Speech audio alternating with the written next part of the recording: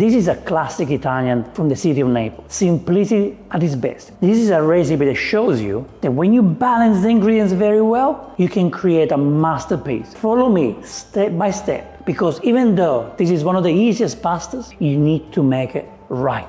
And balance is the key. This is one of the best pastas from Italy, and it's from Naples. There is one secret to make this pasta right: to follow every single step.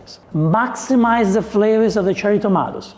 Balance all the ingredients together, and you will get a proper Neapolitan experience. The Naples will come straight to you. I've got 300 grams of thick spaghetti. I like to use a thick spaghetti pasta here because I like how it absorbs the sauce. You can use any normal spaghetti. You can also use linguine. Linguine will go very well with this. For 300 grams of pasta, I've chosen to use 500 grams of cherry tomatoes. Here I've got baby Roma cherry tomatoes, juicy, beautiful, okay? Try to use the best cherry tomatoes that you can find in your local area.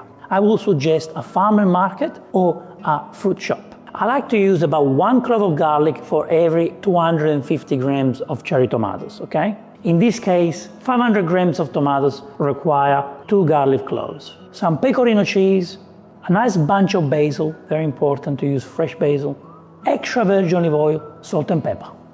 So this pasta takes 13 minutes to cook, okay? So what I'm going to do, I'm going to boil the spaghetti while we make the sauce. Our sauce needs about 6-7 minutes to cook the most. So we can cook the spaghetti and the sauce at the same time. All right, get a nice pot of boiling water. Let's put 1 tablespoon of rock salt or sea salt. And now we start boiling our spaghetti.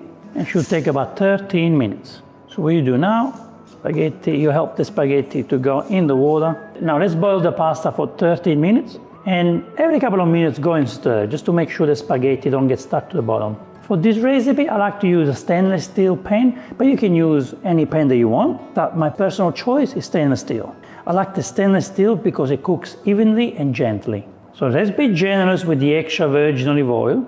I don't even count how much, 4, 5, 6 tablespoons. Let's put these on a medium-low heat.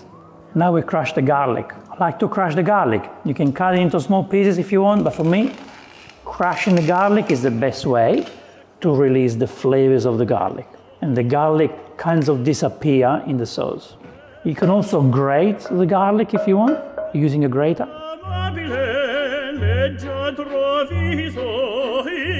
To avoid the garlic to burn, I'm just going to add a splash of tap water. This way, our garlic is not going to burn.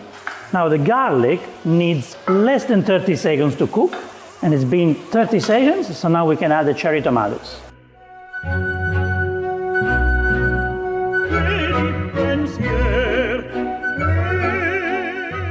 Now the tomatoes need about 2-3 minutes to get softer and start to release the juice. But if you use a good quality cherry tomatoes like this one, which is juicy, you can see the juice already starts to come out. Look at that. What I also like to do now is to add some basil in there. I'm gonna put the basil with the stalk so that we can remove it after. But what the basil is gonna do now is gonna work a little bit. It's gonna release flavors for the tomatoes, but we're kind of killing the basil right now by cooking it, okay? So we're gonna add some now with the stalk, mix it up, then we remove it, and at the end, we add the fresh basil, and that's where we really maximize the flavors of the basil. We are also infusing the flavors of basil in the tomatoes, okay? But the best way to get the basil flavors is to add the basil at the end, okay? Which is what we are going to do at the end.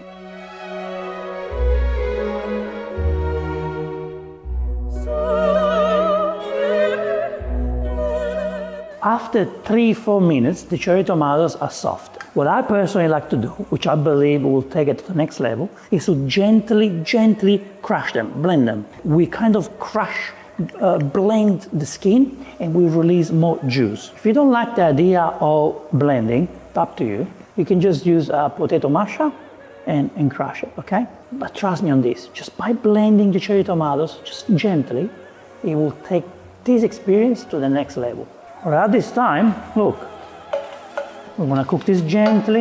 What I suggest to do is to put a little splash of water We just want to put a splash of water so we can clean the bottom of the pan to make sure nothing gets stuck to the bottom. Now we are ready to blend tomatoes. Let's take the basil out.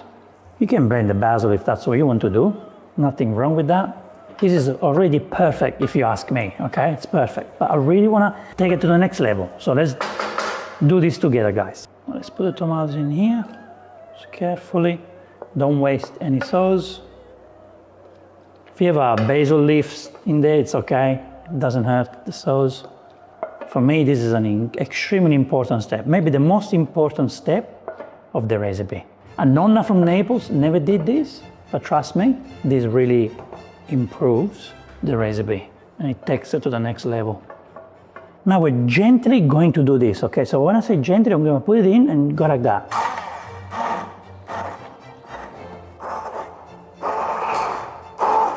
I just want you to see what we achieved, okay?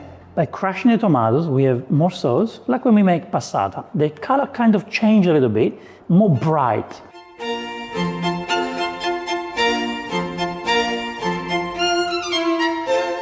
Let's put it back on the stove for like a minute. And now we are ready to put the pasta in. Look what we got now. See, we have less skin, more sauce, more sweetness as well. I think the pasta is ready, so we can mix them together. All right, the pasta is ready. Look how beautiful it is. Perfectly al dente. It's time now to go in the sauce.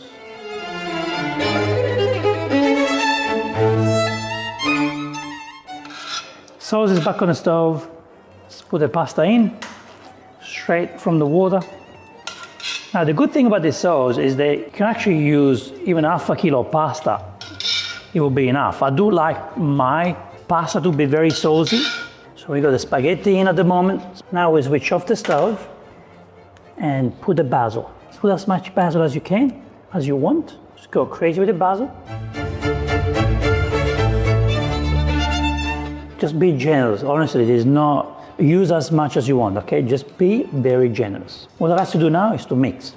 This pasta loves to absorb the sauce, okay? I've been very, very generous with the amount of cherry tomatoes I've used. I say if I use 250 grams, that would have been enough for this. But I like my pasta to be full of sauce. Now what we're gonna do quickly is to toss. Now I'm gonna add some pepper. Going to add some pecorino cheese.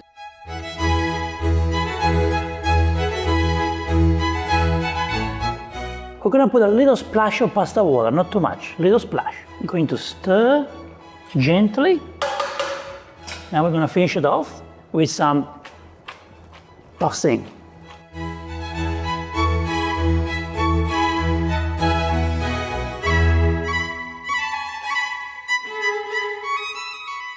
Come and have a look how stunning this pasta is. Look at that. Look at that. Look how saucy, look how delicious, bright. Let's put it in the plate. This is how important it is to blend. If you don't blend the cherry tomatoes, you're not gonna get this smooth, velvety sauce.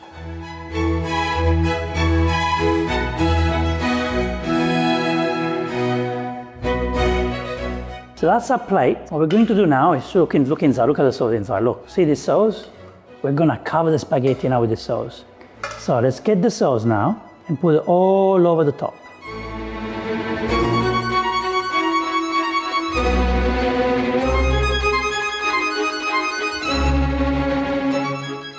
This is why blending is so important. Look at this beautiful sauce that we managed to get thanks to the blending. Yes, of course, it's nice just to keep the cherry tomatoes as they are and blah, blah, blah, but this, you really take this dish to the next level. Now let's finish it off by adding some pecorino cheese. Now to finish it off, we're gonna use the smallest basil leaves that we have to decorate this gorgeous plate.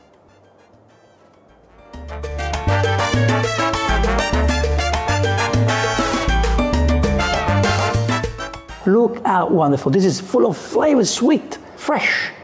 Just want you to have a look. Oh. Every single spaghetto absorb the sauce so well. Look at that, look at that. You need to do proper close-up on this. You need to really look at this. Every single spaghetti and the sauce. Look how much the pasta is enjoying the sauce. It's absorbing the sauce so well. Look at that.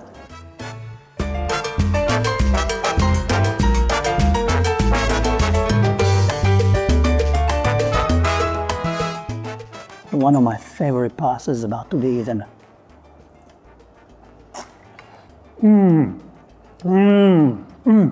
I always say it, simplicity at its best. This is so good. So good. One of the dishes that always make me smile. This pasta always makes me so happy. So you know what? I want you to bring happiness into your life just with this. So easy, so quick, so happy.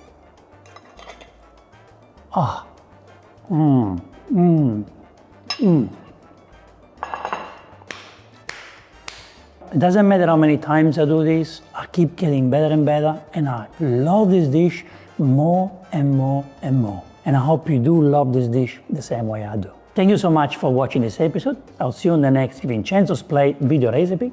E ora si mangia. Vincenzo's Plate.